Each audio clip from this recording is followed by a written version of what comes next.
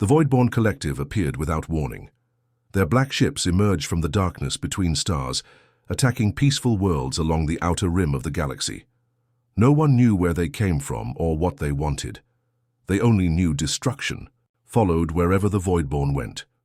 On the planet Terrorized, farmers watched their skies turn dark as the massive ships blocked their sun.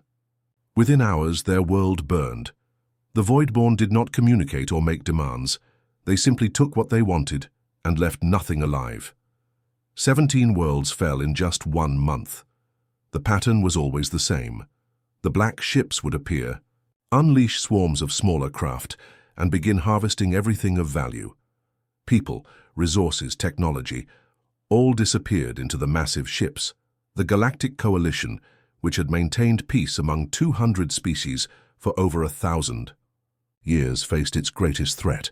Representatives from all worlds gathered in the Great Hall on Centauri Prime to discuss what could be done. "We must combine our fleets," shouted Ambassador Dra'kari of the Vola system, pounding his scaled fist on the table. "Our ships are no match." "For theirs," replied Minister Tull of the Proxima worlds. The Alphans sent 40 warships against a single Voidborn vessel. None returned. The chamber erupted in panicked voices. Some suggested hiding, others wanted to offer tribute to be spared. Fear filled the room like a thick fog. In the corner of the chamber sat 3 humans in simple blue uniforms. Earth had joined the coalition only 80 years ago, making humans among the newest members. Most species still viewed them with suspicion. Humans had a history of warfare that made many uncomfortable. Admiral Kim, Earth's chief representative, watched the debate quietly. She was small compared to many alien delegates, but her eyes missed nothing. Beside her sat General Min and Science Director Bay, equally silent and observant. "Perhaps our human colleagues would like to share their thoughts," asked Chancellor Oryx, the 8-limbed leader of the coalition. His voice carried a hint of mockery. "Or do you plan to retreat to your system and hide as you did during the Proxima dispute?" The chamber quieted as Admiral Kim stood. Humans rarely spoke at these gatherings, preferring to listen and observe. "Earth has been monitoring the Voidborn attacks," she said, her voice calm and measured. "We've analyzed their tactics and technology." She activated a holographic display showing the path of destruction across the galaxy. Red markers indicated fallen worlds. "They follow a pattern," she continued. "They target resource-rich worlds with minimal defenses, then use those resources to strengthen their fleet before moving to the next target." "We know this already," interrupted Ambassador Dra'kari. "What we need is a solution, not observations." Admiral Kim nodded. "Earth proposes a solution. We request permission to send a single warship to engage the Voidborn." Laughter rippled through the chamber. Even Chancellor Oryx's face tentacles curled in amusement. "One ship?" he asked. "The Voidborn have destroyed entire fleets. What can one ship possibly accomplish?" "The ECS Thunderbolt is not like other ships," Admiral Kim replied. Her expression remained serious despite the laughter. "It was designed specifically for this kind of threat." "You knew the Voidborn were coming?" asked Minister Tull, suddenly suspicious. "No," said General Min, speaking for the first time. "But humans have faced our own destroyers throughout our history. We know how they think because we once thought that way ourselves." Science Director Bay added, "The Thunderbolt carries technology we developed but never shared with the Coalition. Technology we hoped we would never need to use." The chamber grew quiet again, but with tension rather than amusement. "You developed weapons in secret?" Chancellor Oryx's voice grew cold. "That violates our most basic agreements." "Not weapons," Admiral Kim corrected. "Defenses. The Thunderbolt was built to protect, not to conquer." She displayed another hologram showing a sleek black ship unlike the bulky Coalition vessels. Its design was simple but elegant, with smooth lines that seemed to absorb light rather than reflect it. "One ship," repeated Ambassador Dra'kari, shaking his scaled head, "against an armada that has destroyed worlds. Sometimes a scalpel works better than a hammer," Admiral Kim said. "The Voidborn have never encountered humans before. They don't know how we think or how we fight." Reports suddenly flashed across the main screens. Another world was under attack. New Terra, a human colony in the Epsilon system. "They're attacking your people now," Chancellor Oryx observed. Perhaps this is a good test for your single-ship strategy. Admiral Kim nodded to her colleagues. General Min touched a communicator on his wrist. Captain Lee, he said, you have clearance to engage. On the main screen, a small dot appeared near the Epsilon system, moving quickly toward the Voidborn ships. The Thunderbolt was already on its way, Admiral Kim explained. Captain Lee anticipated your approval. You launched without permission? Chancellor Orex's face tentacles twisted in anger. We launched to save lives, Admiral Kim replied calmly. The Thunderbolt will reach New Terra in 3 hours. We'll know then if our approach works. She turned to face the entire chamber. Humanity spent most of its history fighting itself. We learned the hard way that strength without wisdom leads to destruction, but we also learned that sometimes you must stand and fight. The room fell silent as the representatives watched the small ship racing toward a fleet that had terrorized the galaxy. Many thought they were witnessing a futile gesture. Some admired the human courage, even as they pitied their foolishness. None suspected they were about to witness the beginning of the end for the Voidborn Collective, or that the galaxy would forever remember the day humans sent a single warship against an enemy no one else could defeat. The Thunderbolt moved through space like a shadow among stars. Its dark hull absorbed light rather than reflected it. From certain angles, it almost disappeared against the blackness of space. This was no accident. The ship had been designed to be difficult to detect, a ghost that could appear and vanish at will. Captain Lee stood on the bridge, his posture straight and his face calm despite the mission ahead. At 43, he had spent most of his life in space. His black uniform bore minimal markings, just a small Earth emblem on the collar. Like his ship, Lee preferred to remain understated. Status report, he said, his voice quiet but clear. All systems operational, replied Commander Song from the engineering station. Her fingers moved quickly across glowing displays as she monitored. The experimental quantum core that powered the vessel. Power output at 98% efficiency. Weapons ready, added Lieutenant Park. Though young, she had proven herself the best weapons specialist in Earth's defense force. Pulse cannons charged. Adaptive targeting systems online.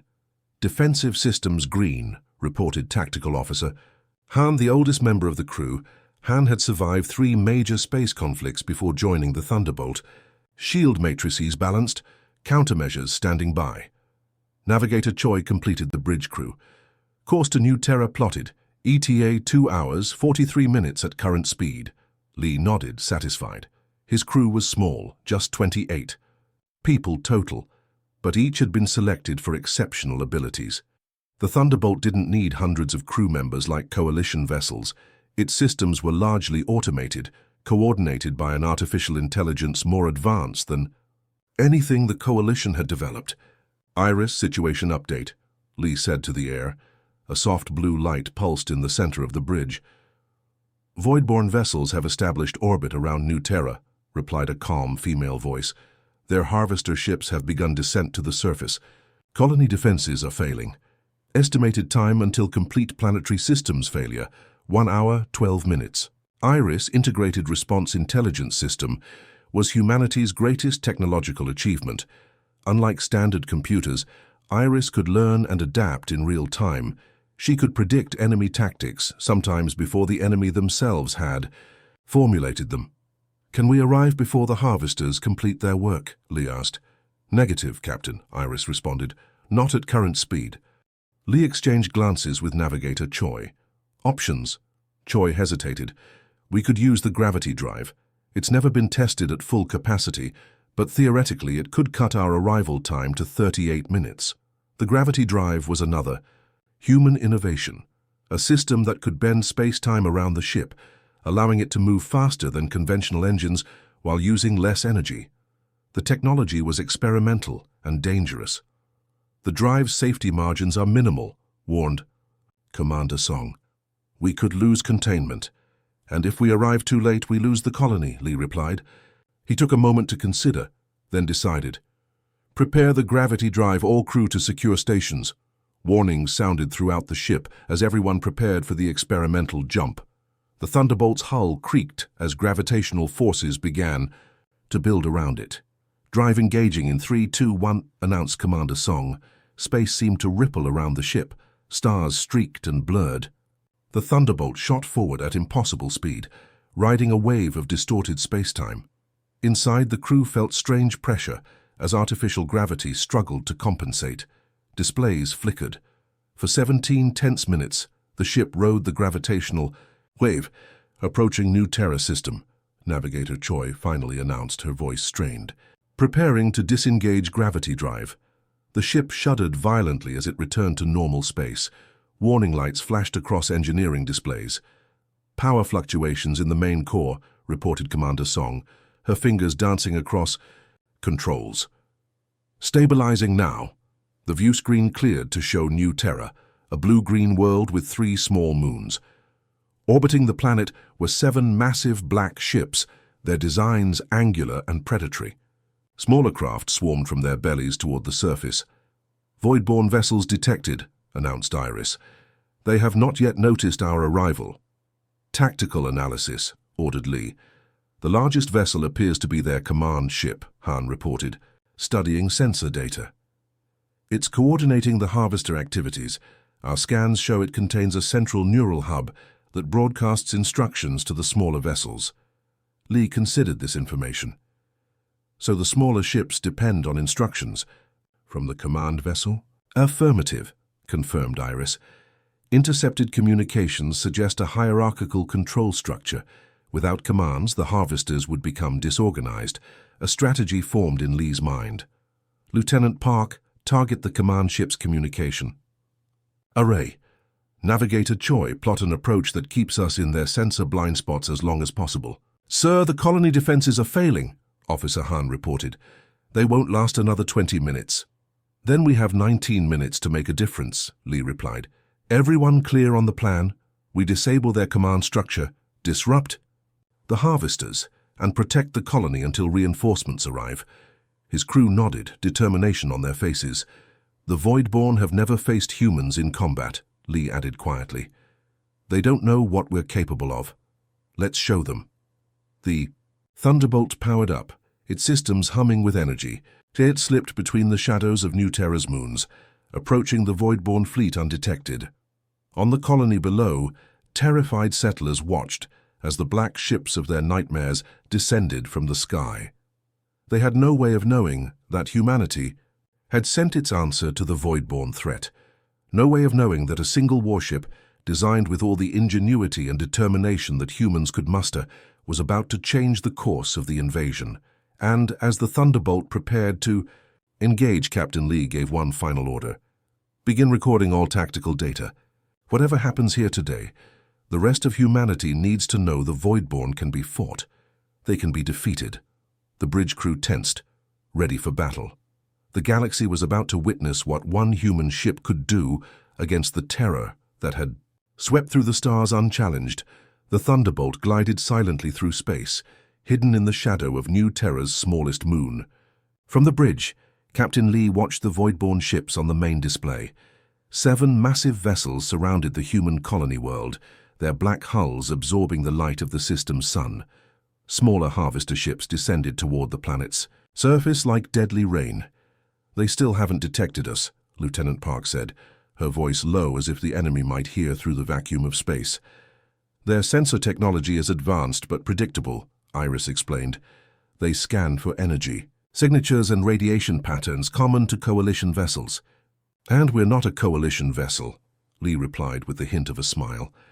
The Thunderbolt had been designed specifically to avoid standard detection methods. Its power systems were shielded in ways the Voidborn would never expect.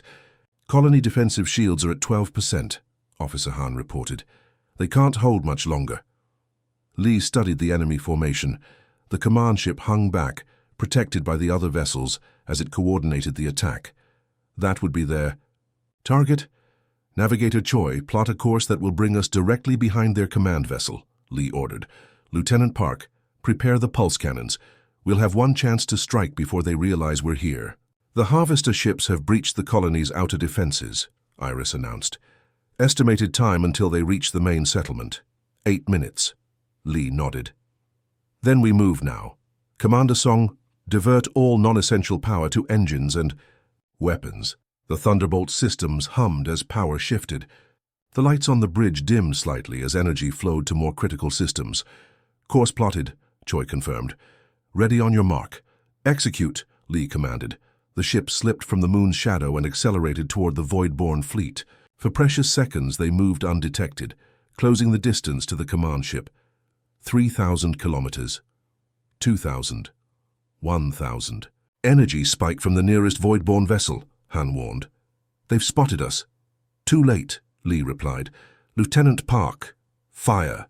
Park's fingers danced across her console. The Thunderbolt shuddered slightly as its main weapons discharged. Brilliant blue energy lanced out, striking the command ship precisely where its communication array connected to the main hull. The effect was immediate. The massive vessel shuddered, its lights flickering. The swarm of harvester ships suddenly moved erratically, some colliding with each other as coordinated control failed. Direct hit, Park confirmed. Their command systems are offline. Alarms sounded across the bridge. Multiple Void-born vessels altering course, Han announced. They're coming about to engage us. As expected, Lee said calmly. Navigator Choi, evasive pattern Delta. Let's show them how a human ship moves. The Thunderbolt banked sharply and accelerated. Unlike the bulky coalition vessels the Void-born had encountered before, the human ship moved with startling agility. It twisted and turned through space, predicting enemy firing patterns before they occurred. Energy beams from the Void-born ships sliced through empty space where the Thunderbolt had been moments before. They're attempting to establish a new command network, Iris reported. The second largest vessel is taking over coordination functions. Marking target, Park responded. Ready to fire on your command? Not yet, Lee ordered. Let them think. They're succeeding. Commander Song, status of our shields. Holding at 92%, Song replied. Their targeting systems aren't designed for a ship that moves like ours. A massive energy bolt finally caught the edge of the Thunderbolt, causing the ship to shudder. Displays flickered momentarily. Minor damage to the outer hull, Han reported. Shields holding. They're learning, Lee noted. Time to change tactics. Bring us around for another attack run, but this time I want them to see us coming. Sir, Choi questioned. They need to understand they're fighting humans now, Lee explained. Navigator, take us directly toward their new command ship. Maximum speed. The Thunderbolt turned and accelerated toward the heart of the Void-born fleet. This time there was no attempt at stealth. The human ship charged forward, its engines glowing, bright against the darkness of space. The Void-born responded with a barrage of energy weapons. The space around the Thunderbolt lit up with destructive force. Shields at 60%, Song reported, as the ship shook from near misses. Hold course, Lee ordered. Lieutenant Park, target their engines and weapon systems, but don't destroy. Other vessel. Understood, Park acknowledged, though confusion showed on her face. As they closed to firing range, Lee opened a communication channel. This is Captain Lee of the Earth ship Thunderbolt to Void-born Command. Your attack on New Terra ends now. Withdraw your forces or face destruction. It was unprecedented to attempt communication with the Void-born. In all their attacks across the galaxy, they had never responded to messages or shown any interest in dialogue. No response, Han confirmed. I didn't expect one, Lee replied. Fire. The Thunderbolt's weapons struck with precision, disabling the Void-born vessel's main engines and weapons arrays without destroying it. The massive ship drifted, crippled but intact. The remaining vessels are regrouping, Han reported. They appear confused by our tactics. Lee smiled slightly. They expected us to destroy their command ship. They don't understand that humans sometimes show mercy. Colony update, Iris announced. The harvester ships have withdrawn from the planet's atmosphere. The settlement is safe for now. A cheer went up among the bridge crew, quickly silenced by a look from Lee. This isn't over, he reminded them. The Void-born still have 5 functional ships, and they're adapting to our presence. Captain, Park called out, I'm detecting unusual energy readings from the disabled command vessel. They appear to be overloading their core. They're self-destructing rather than be captured, Lee realized. Navigator Choi, get us clear, now. The Thunderbolt accelerated away just as the Void-born command ship erupted in a massive explosion. The shockwave hit them seconds later, tossing the ship like a leaf in a storm. "Damage report," Lee called out as systems stabilized. "Shields at 28%, Song reported. "Minor damage to the aft sections. The gravity drive is offline." "The remaining void-borne ships are retreating," Han announced with surprise in his voice. "They're breaking orbit and moving away from New Terra." The bridge crew looked to Lee, who watched the enemy vessels with narrowed eyes. "They're not giving up," he said quietly. "They're regrouping. For the first time, they've encountered something they don't understand, and they need to reconsider their approach." "We should pursue," Park suggested, "while they're disorganized." Lee shook his head. "Our mission was to save the colony, and we've done that. Now we need to prepare for their return. They've seen what one human ship can do. Next time, they'll come ready for us." As the Thunderbolt moved to establish orbit around New Terra, messages flooded in from the grateful colonists below. News of the battle spread quickly through Coalition space, how a single human warship had done what entire fleets could not. In the darkness beyond the system, the Voidborn retreated, but they did not go far. For the first time since they began their campaign of terror, they had met resistance they could not immediately overcome. They had encountered humanity, and nothing in the galaxy would be the same again. 3 days after the battle at New Terra, the Thunderbolt orbited the planet, while repair crews worked to fix the damage. Captain Lee stood in the ship's conference room with his senior officers, studying holographic displays of void-borne ship movements. "They've regrouped at these coordinates," Officer Han said, pointing to a cluster of red dots near the Avalon system. "Our long-range sensors show they've called in additional ships from other sectors." 17 vessels now, Lieutenant Park added. "More than twice what we faced at New Terra." Captain Lee nodded, his face serious. "They're adapting. The question is, what will they do next?" The door slid open, and a small drone floated in carrying a data crystal. Commander Song took it and inserted it into the conference table's reader. "The information we recovered from the void-borne debris," she explained. "Iris has finished analyzing it. The holographic display changed to show complex patterns of energy and data flows. I have discovered something unexpected," Iris announced. "The void-borne ships operate on a neural network. Each vessel functions like a cell in a larger organism. They don't just communicate, they share consciousness." "That explains their coordination," Lee said, "and why they became disorganized when we disabled their command ship," Park added. Iris continued. "Their neural pathways require constant reinforcement through quantum-level signals. If these signals are disrupted, the entire network becomes unstable." Lee leaned forward, interested. "Could we create a disruption large enough to affect all their ships at once?" "Theoretically, yes," Song replied, "but we would need to strike at the center of their network, their main hub." Han brought up another display showing the estimated location of void-borne territory. "According to Coalition intelligence, they maintain a central base somewhere in this region." He indicated an area of space near the galactic rim. "No one has ever seen it and returned to tell about it," Park said quietly. Lee studied the map, his mind working through possibilities. "We don't need to find their home base yet. We just need to disrupt enough of their network to give the Coalition time to prepare defenses." He pointed to several locations on the map. "These relay points must be how they maintain their neural connection across such vast distances. If we can destroy them, we can isolate their forces." "A bold strategy," Song commented, "but the Thunderbolt would need to operate deep in enemy territory without support." Lee nodded. "That's exactly what this ship was designed for." Later that day, Lee stood before a screen showing Admiral Kim back on Earth. He explained his plan to strike at the void-borne communication relays. "It's risky," Admiral Kim said when he finished.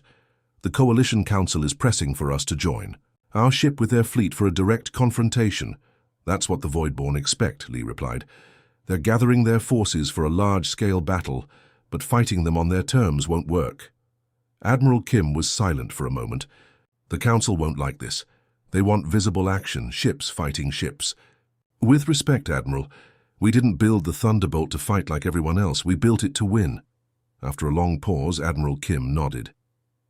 "You have authorization, Captain, but be aware, you'll be on your own out there.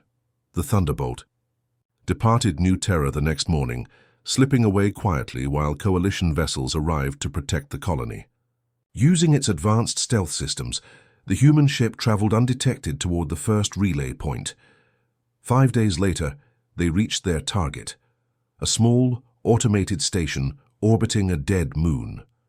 No void-borne ships were visible, but sensors detected strong energy emissions from the station. Definitely a relay, Han confirmed. It's transmitting constantly on quantum frequencies. Any defenses? Lee asked. Minimal.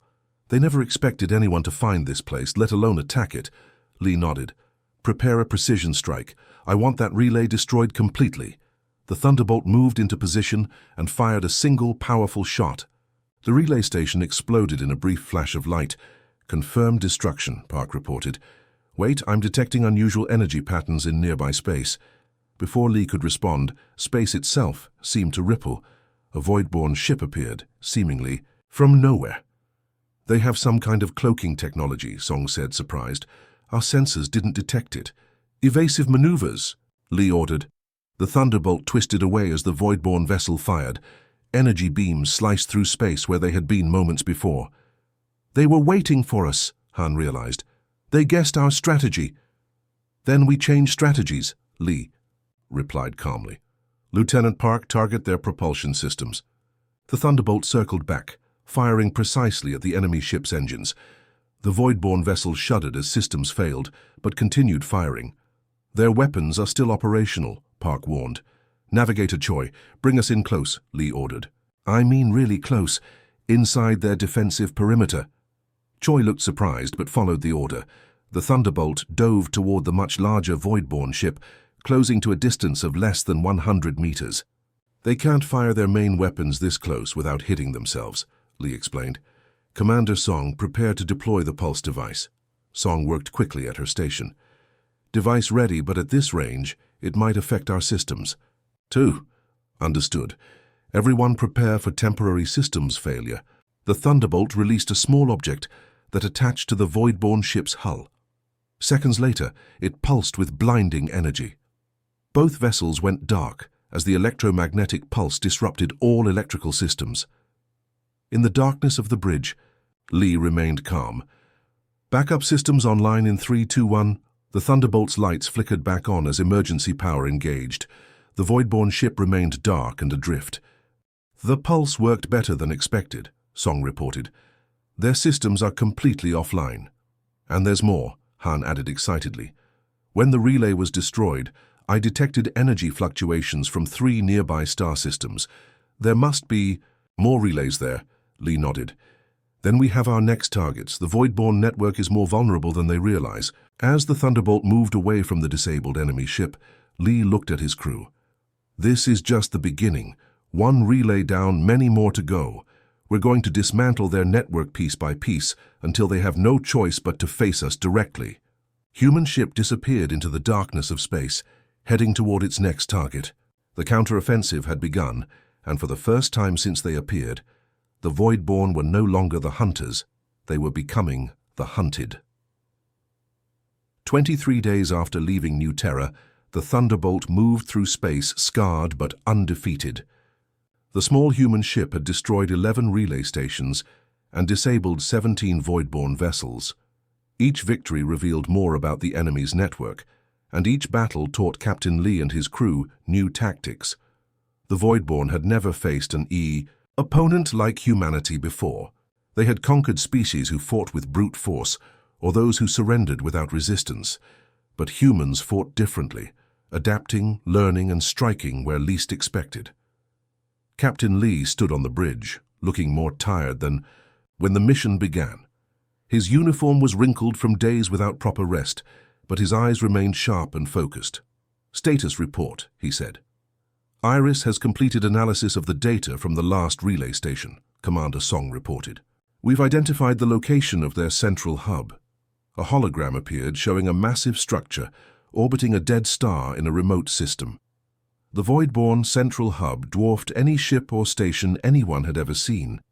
It resembled a giant spider, web made of black metal, with a glowing core at its center. "That's their brain," Lee said quietly. The source of the neural network that controls all voidborn forces.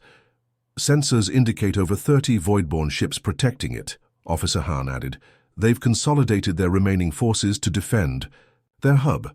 Lee studied the display. They know we're coming.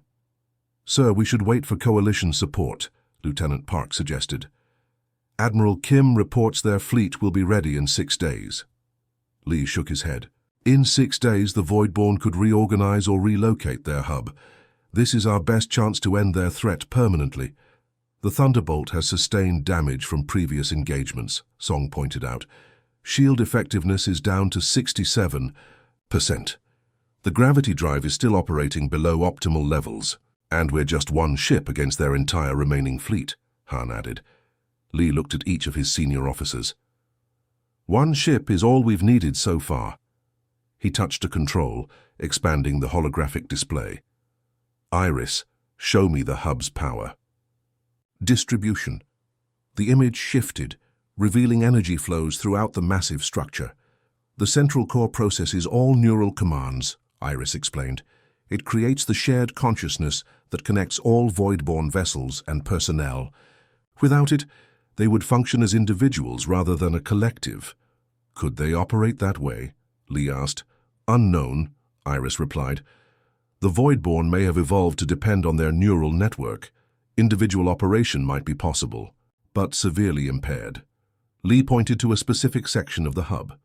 What's this structure here? That appears to be their primary communications array, Iris answered. It broadcasts the neural signals to all Voidborn units throughout the galaxy. A plan began forming in Lee's mind. If we could send our own signal through that array, we could disrupt their entire network at once, Song finished, understanding. Immediately. Not just disrupt it, Lee said, replace it. Commander Song, could we modify our quantum pulse device to transmit a message instead of just an energy burst? Song considered this. Theoretically, yes, but we'd need to get very close to their broadcast array and fight through 30 ships. To reach it, Han added grimly. Lee nodded. Navigator Choi set course for the Voidborn hub, maximum speed. The Thunderbolt raced toward what would be its final confrontation with the Voidborn. During the journey, the crew worked tirelessly to prepare. Commander Song and her engineering team modified the pulse device, while Lieutenant Park developed new tactics based on everything they had learned about Voidborn weaknesses. 3 days later, they arrived at the edge of the Dead Star system. The massive hub loomed in the distance, surrounded by the largest gathering of Voidborn ships ever recorded. They're arranging in defensive formation, Han reported. Multiple layers of protection around the hub. As expected, Lee replied. They won't let us near their brain without a fight. He turned to his crew.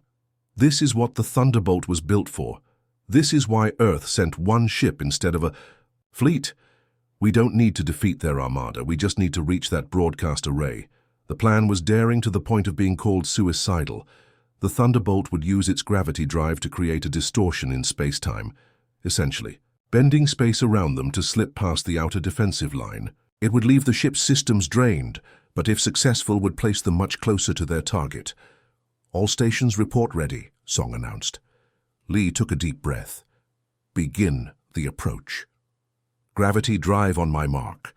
The Thunderbolt accelerated toward the waiting Voidborn fleet. Enemy sensors detected them immediately, and ships began to move to intercept. They're powering weapons, Han warned. Hold course, Lee ordered. Gravity drive in 3, 2, 1 now.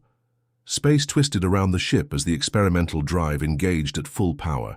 The stars seemed to bend and stretch. For several seconds, the Thunderbolt existed in a bubble of distorted reality, sliding between normal space and something else entirely. When they emerged, they were past the outer defensive line, much closer to the hub. Drive is offline, Song reported urgently. Power reserves at 40%. Multiple Voidborn ships converging on our position, Han added. Evasive maneuvers, Lee ordered. Lieutenant Park, clear us a path to that broadcast array. The Thunderbolt's weapons fired with precision, disabling the nearest enemy vessels. But more ships closed in, their weapons striking the human vessel repeatedly. Shields failing, Song called out as the ship shuddered violently. Keep going, Lee insisted. We're almost there. With incredible piloting by Navigator Choi, the Thunderbolt weaved through enemy fire, taking hits but continuing forward. The broadcast array grew larger on their view screen. "Prepare the pulse device," Lee ordered, as a particularly heavy hit rocked the ship. "Hull breach on Deck 3, Han reported. "Emergency systems responding." They were close now, just seconds away from their target. Enemy fire intensified as the Voidborn realized their intent. "Device ready," Song confirmed. "But we need to be closer." "Take us in," Lee ordered, right alongside the array. The Thunderbolt made its final approach, systems failing and hull breaking apart from sustained damage. With one last burst of power, they reached position. "Now!" Lee commanded. The modified pulse device launched, attaching to the broadcast array. For a moment, nothing happened. Then energy surged through the Voidborn hub as the human device connected to their systems. "Connection established," Iris announced. "Broadcasting now." Lee activated the ship's communication system. His voice, calm and clear, transmitted not just through normal channels, but directly into the Voidborn neural network, reaching every ship, every individual in their entire collective. "This is Captain Lee of Earth. You came to our galaxy as conquerors and found guardians instead. Humanity does not seek your destruction, but we will not allow you to harm others. You have a choice now. Retreat beyond the galactic rim, or remain, and live in peace. The decision is yours, but know this. Wherever you go, whatever you choose, we will be watching. And if you return with violence, so will we." The message repeated, flooding through the Voidborn consciousness. Around them, enemy. Ships stopped firing. Some drifted aimlessly as their crews struggled with the new information directly implanted in their shared mind. "It's working," Han said in amazement. "They're standing down." The damaged Thunderbolt pulled away from the hub as the Voidborn fleet remained motionless. Hours later, Coalition ships arrived to find the enemy vessels retreating, heading away, from Coalition space toward the Galactic Rim. 1 month later, Captain Lee stood before the Galactic Coalition Council, his crew beside him. Admiral Kim presented them with honors as representatives from 200 worlds, looked on with newfound respect.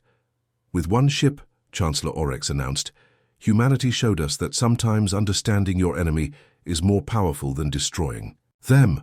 The Voidborn threat has ended not through annihilation but through choice." As the ceremony concluded, Admiral Kim approached Captain Lee privately. "There are other threats out there," she said quietly. "Other species who might see the galaxy as theirs to take," Lee nodded. "And humanity will be ready, not because we love war, but because we value peace enough to defend it." The Thunderbolt became the model for a new class of vessels. Within a year, a small fleet of similar ships patrolled Coalition borders. They were rarely needed. Word had spread throughout the galaxy of what happened when a distant empire had terrorized the stars, until humans sent a single warship to meet them. The end.